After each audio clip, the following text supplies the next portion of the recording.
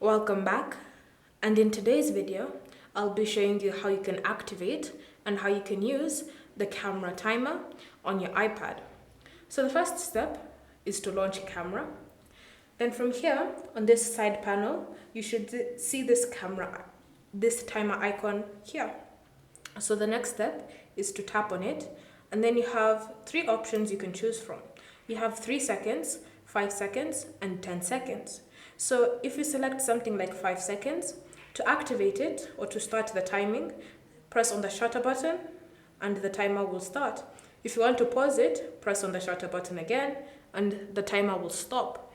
So you can do this for any other timing. Say for example, you choose 10 seconds, start, stop, like that.